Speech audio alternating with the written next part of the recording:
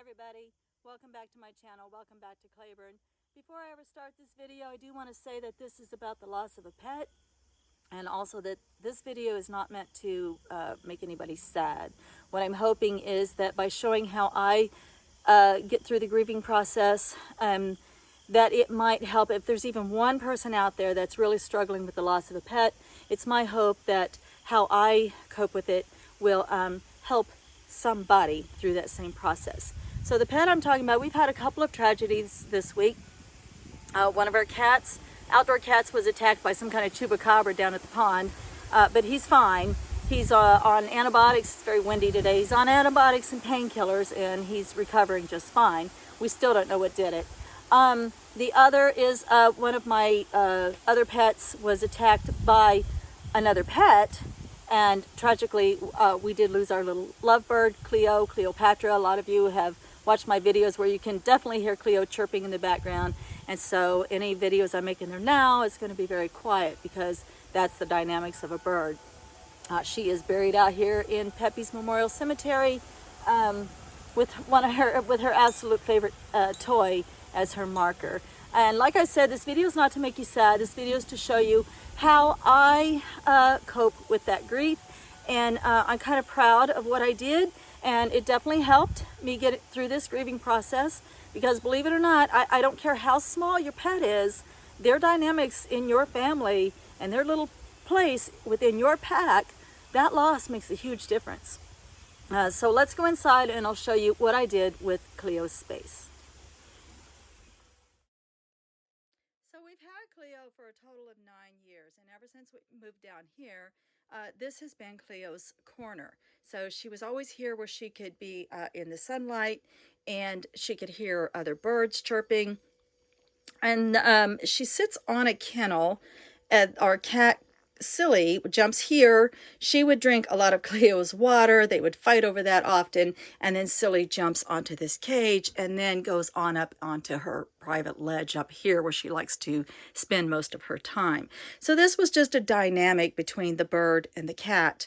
It's not the cat that killed the bird. We strongly suspect my beagle did it, but there's no proof. And I can make a whole nother video on feeling angry towards one pet for killing another, but I won't go into that on this video. This is about Cleo's space. So anyway, I knew I had to leave the cage here, and when I would walk in after Cleo passed, and there was just an empty cage because I did clean it completely out, the light didn't seem right, and nothing seems right. The sounds don't seem right. Nothing. You have to imagine this was completely empty, and that's how I felt every time I looked at it. I would have that knee-jerk reaction of, oh my God, my bird is gone. My bird has died. And it wasn't a good feeling at all, and I was just mired down in the absolute grief, and I was crying all the time. And I, knew I needed to do something with this space and with this cage. And so I just started to let my heart and my emotions guide me, and I started gathering things and putting them in this cage, and every single thing that went in here with thought and purpose. And so what I like about it most is that the door is open now. And this will be hard for me to say without crying, but Cleo can fly anywhere she wants to now. And I told her that when I buried her. So that's why the door is open. And there's a welcome sign here, because anybody who comes into the camper, which right now it's my home, and in a few weeks this won't be my home anymore. It'll be the pet's house and my crafting house. But anyway, anybody that comes in the crafting kitty will be welcome to reach in and touch anything that's in here and handle it, and I'll be more than happy to tell you the story behind it. And so I love that this says welcome, and there's a bird holding a welcome sign.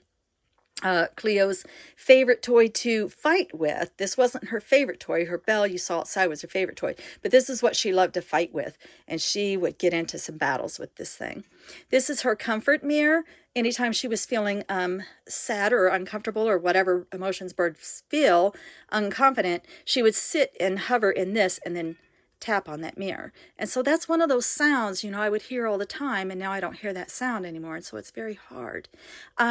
Just a pineapple treat. She didn't really like it, but she certainly didn't want anybody to take it from her. Little lovebirds are very protective, and so it's going to be kind of hard to show you inside.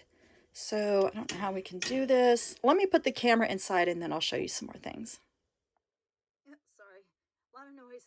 Okay, so back here in the corner, you'll notice that this says Princess and there's a little urn back in there. That's actually, I've decided to bring my Chihuahua's Princess that I had for 12 years. When she passed away, I didn't deal well with that grieving process. I just had her cremated. I would hug that little stuffed animal all the time, and I had a very hard time getting through that grieving process. It wasn't until I started creating creative space and memorial space for my pets that I've lost that it started to help me. And so now I've brought Princess's things out and they're here, and I'm ready and willing to share her stories with anybody who, you know, sees her little urn and her stuffed animal and asks me about it. A lot of the feathers back there I just thought was very fitting for this because all of those are offerings that I have found in this yard. And anytime I find a feather, of course, I just scoop it right up and I stash it. And you know, where am I going to keep those? And now I have the perfect spot to keep those. There's a little bird right here I want to show you. This little bird right here, he looks very, very rough, but this bird was actually on my fence post during Hurricane Rita, and this bird survived 140-mile-an-hour sustained winds during a hurricane. Now, there's not a lot left of the bird. The wings are gone, but the bird was still there when they did finally let us back in to the area, and that bird was still there, and I scooped up that bird, and I've never let it go since. It just gives me such a sense of hope and, you know, standing up through the storm kind of thing. And so everything else down in here is kind of witchy because a lot of you know that I have witchy ways about me. And so a lot of this is just kind of some little tidbits of witchy stuff that I've had that just feels so right in this space to me now. Just little coins that have sayings on them, and tiger's eye, and just little gemstones, and my money frog is down there, and a little bunny rabbit that someone has given me, and that cute little cicada that I had made. I just feel like it's so fitting to be in there now. That over there is a witch's jar. It's a protection for your home. So I thought, well, I'm probably going to make a new one when I move into my other house. And so the one that's for this house is going to go right here in this spot. And everything in here just seems so peaceful and so perfect to me. And these are some feathers. Through the years, Cleo has made me lots and lots of feather offerings. And so I've scooped up some of those feathers and I'm keeping them in that little box there. I bought that box. I was attracted to it. And I was like, I have no idea what I'm going to keep in there. And now I found a use for it. So I think that's everything. I did keep her dishes in here.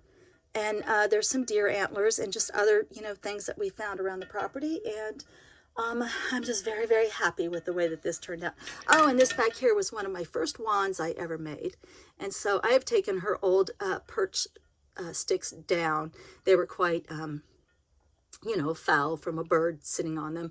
And so I decided to put that in its place so it still looks like a bird perch, but it's kind of cool. I really like it. All right, guys, I'm going to try and get this camera back out of here. I just wanted to share that and say again, if this helps anybody get through the grieving process of their pet, then I have done some good in the last 5 or 6 minutes. Thank you all so much for sharing in this with me, and may you all be blessed. Love and light.